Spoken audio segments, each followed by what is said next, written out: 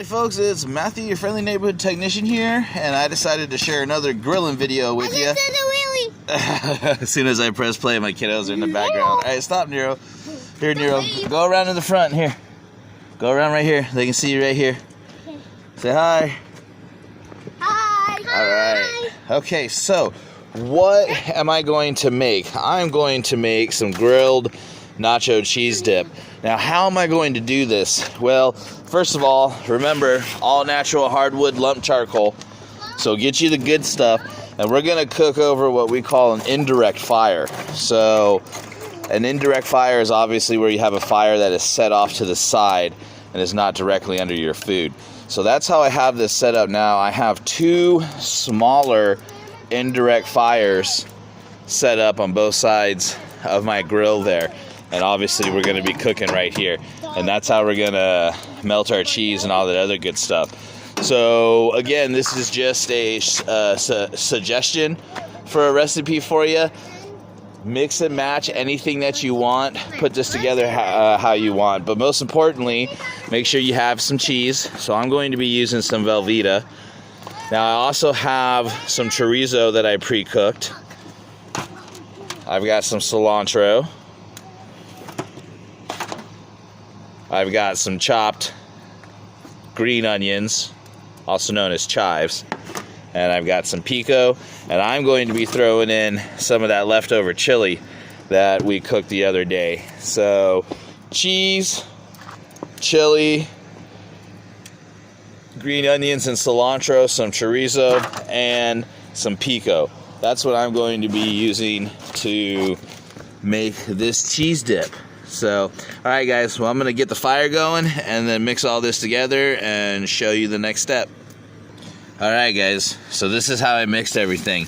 Now, the only real important thing when you're mixing your cheese and stuff together in your pan or whatever you're using to cook in on your indirect fire is to keep the cheese localized in the center, and then on both sides I just piled it up with my chili and the chorizo and the chopped green onions and cilantro, and then also the pico.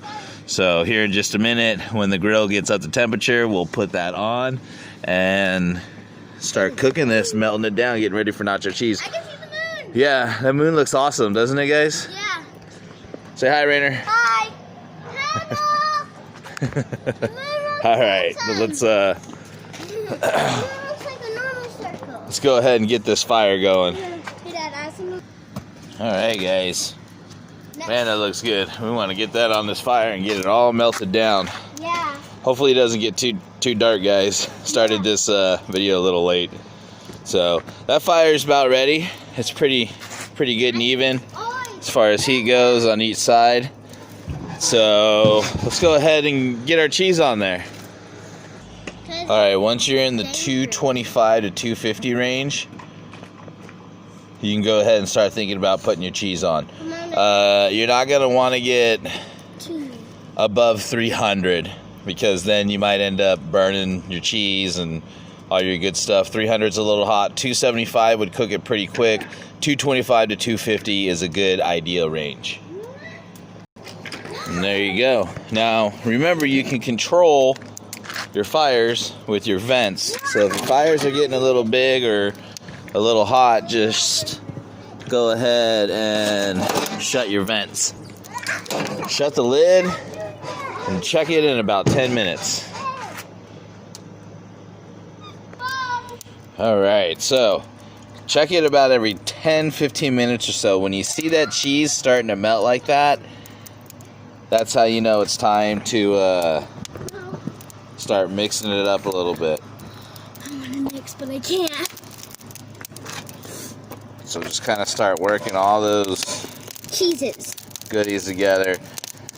And at this point, go ahead and go get you some milk.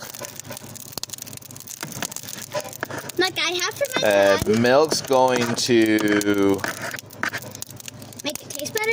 liquefy this just a little bit more for you, make it easier to work with. Okay.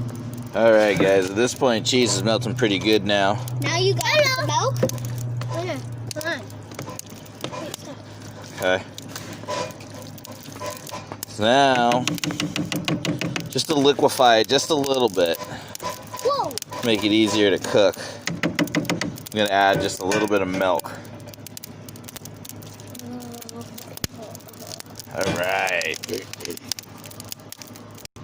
All right, guys. And there we have it.